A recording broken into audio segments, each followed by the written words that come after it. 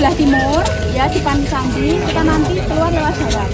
Jadi saya berikan waktu untuk foto-foto di sebelah sana. Mau foto-foto? Ya silahkan ya 3-5 menit. Mungkin ada yang mau ke toilet karena di atas candi nanti 1 jam itu tidak ada toilet. Ipong. Joget ipong dulu nih guys. Sudah aku bikin video.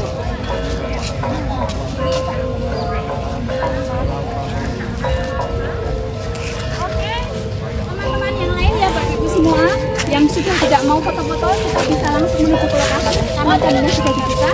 Langsung jangan lupa barang bawaannya.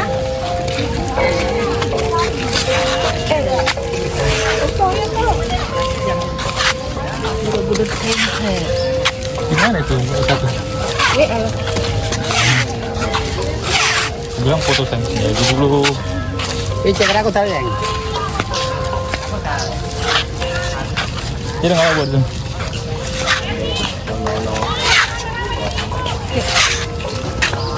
Udah.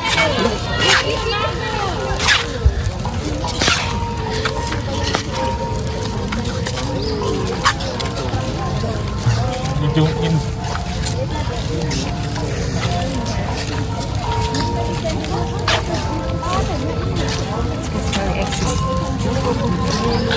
Kamu bisa kirim Bluetooth tuh?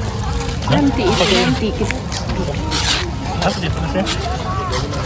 Nggak tahu cara kirim Bluetooth.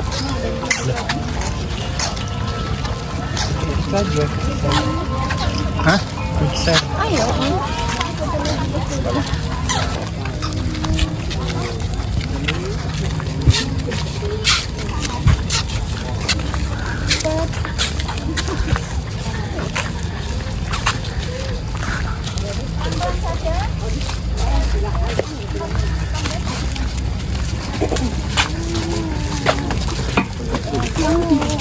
Oh wih.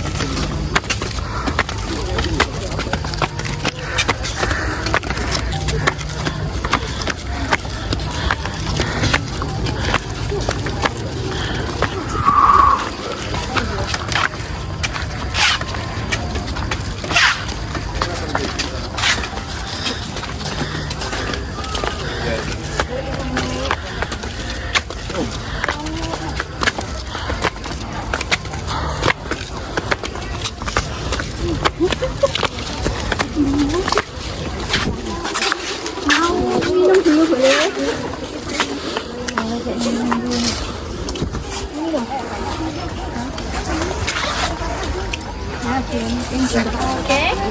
Kalau sudah kita naik lagi. Ayo.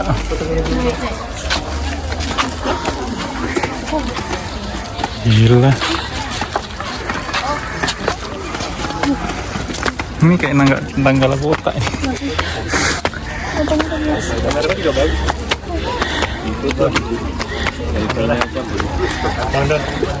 Kamera aku juga bagus.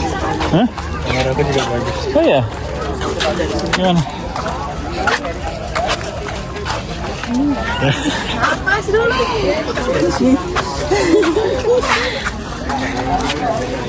Silahkan minum. Bapak Ibu teman-teman 59. Kamu mau minum? Ayo 58. Nanti sebentar untuk mengatur nafas. Iya. Kalau sudah kita langsung naik. Yuk. Iya. Boleh minum squashnya, tapi nggak boleh makan. Kotor. Sasaran jadi kalau yang nggak pakai tiket, yang bayar 50.000 itu di sini aja.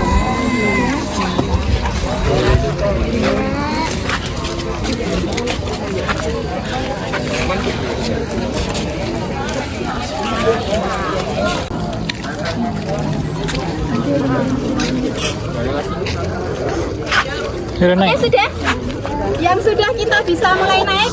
Jangan lupa scan in kode barcode-nya, barang-barangnya jangan lupa. Kode barcode-nya di sini. Ini di sini. Oke, permisi Ibu, bilangnya ya. Iya. Terima kasih. Penyeng.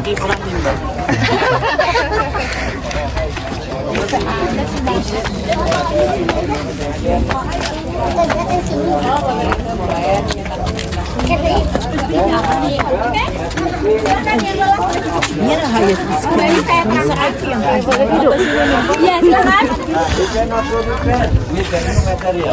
Because we have to keep all the original things. Yeah, as long as possible. Because Borobudur is one of the historical buildings. It is one of the UNESCO heritage sites. That now is controlled by UNESCO. Foto ke kamu tuh. Yeah, all right. Yeah. That so far used to be over 500.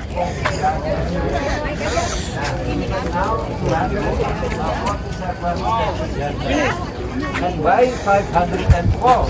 Yeah, it is a number. 5 plus 4 equals 9. Yeah.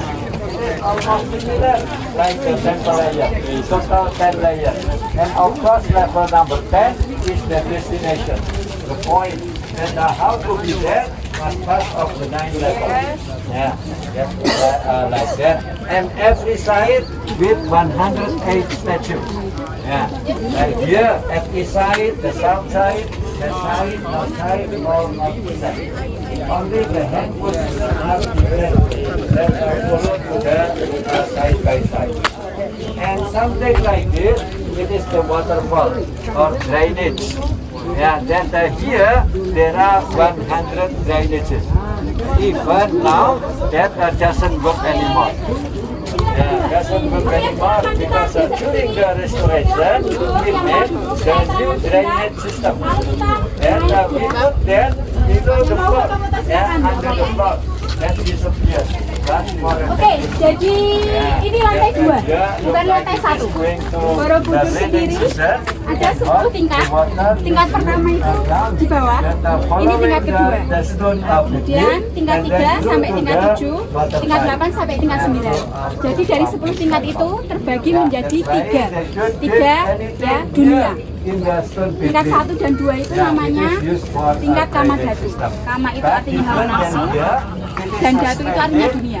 Jadi tingkat 1, 2 itu artinya dunia yang masih dipenuhi dengan hawa nafsu.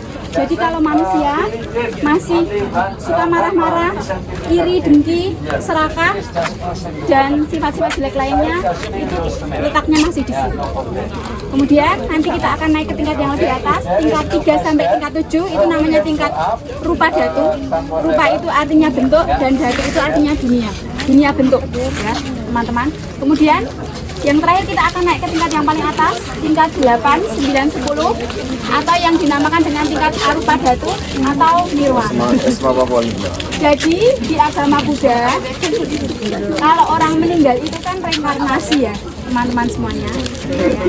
Dan nirwana itu, kalau kita taunya nirwana itu kan surga, bukan. Jadi nirwana itu tingkatan di agama Buddha di mana seseorang sudah terbebas dari lingkaran ya, reinkarnasi. Jadi kalau sudah di nirwana, mereka tidak reinkarnasi lagi. Sudah terbebas dari samsara ya, reinkarnasi. Gitu. Jadi bukan surga ya, bukan seperti di agama Islam. Oke, dan teman-teman semuanya, di Candi Borobudur ini ada 2.762 relief. Halo Mas. Ya maaf ya. Oke, dan sebagian ada ceritanya, sebagian lagi itu hanya relief dekorasi. Seperti di belakang teman-teman itu relief dekorasi. Jadi itu hanya karakter-karakter dewa-dewi ya. Itu tidak ada ceritanya. Nah, setelah ini kita akan naik ke lantai 3. Akan saya ceritakan salah satu relief yang paling terkenal di sini, namanya relief Lalitawistara. Relief Lalitawistara itu menceritakan tentang perjalanan dari Buddha atau Siddhartha Gautama saat beliau masih tinggal di surga, kemudian nanti lahir ke dunia menjadi manusia dengan nama Pangeran Siddhartha, dan akhirnya mencapai pencerahan dan menjadi seorang Buddha. Jadi Buddha itu sebutan ya, bukan nama seseorang, tapi sebutan untuk orang yang sudah mendapat pencerahan di agama Buddha. Oke? Sudah? Ya, sebentar, satu lagi. Kalau kalau harinya cerah, biasanya di sebelah sana, di sebelah timur itu kita bisa lihat ada dua gunung berapi. Gunung Merapi yang batunya kita ambil untuk pembangunan candi ini, dan yang di sebelah sana, di sebelah kiri itu ada Gunung Merbabu. Ya. Tapi karena ini sedikit mendung, jadi tidak. Gunung Tidaknya di mana, Mbak? Gunung Tidaknya sudah. Oke, sudah siap untuk naik? Oke, lewat sini teman-teman semuanya. Tuh. Nah, kalau ada batu yang ada titiknya seperti ini berarti tambahan. Kalau yang tidak ada titiknya itu berarti asli 1200 tahun yang lalu. Oh Nah, my. ini untuk penanda batu tambahan. Ya, titik putihnya, titik putih ini.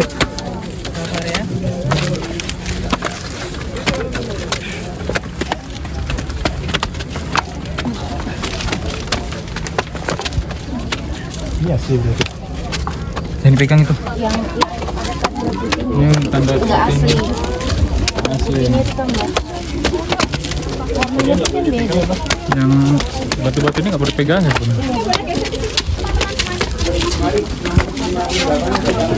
Keluar terpaksa. Berarti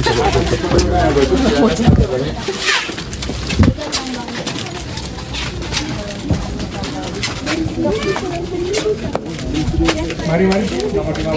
Oke, jadi tadi saya sudah menceritakan sebentar tentang sejarah candi. Ya, Candi Borobudur dibangun tanpa semen ataupun perekat, ya, menggunakan sistem kunci batu. Nah, sistem kunci batunya itu seperti apa? Seperti ini. Ya, batunya dipotong dengan ukuran dan bentuk yang berbeda. Kebanyakan huruf L seperti ini.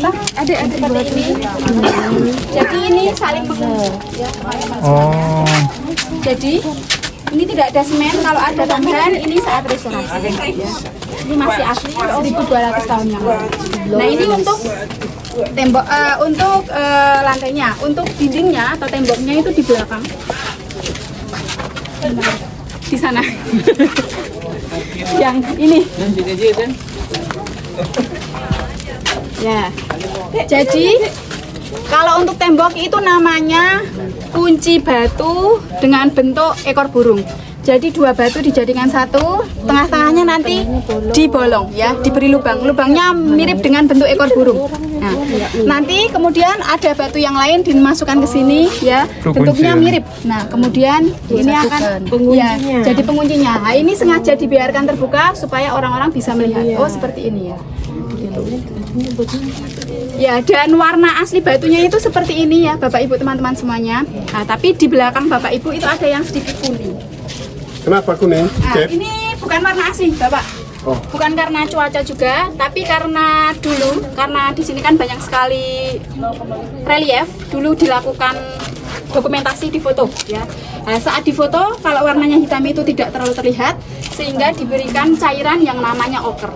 Oker itu cairan yang berasal dari akar tanaman. Akar tanaman ditumbuk, ya, kemudian dioleskan ke sini. Setelah difoto itu hasilnya bagus, tapi sayangnya setelah itu tidak bisa dibersihkan lagi. Seperti ini. Tapi tidak apa-apa, karena oker sendiri tidak merusak struktur batu.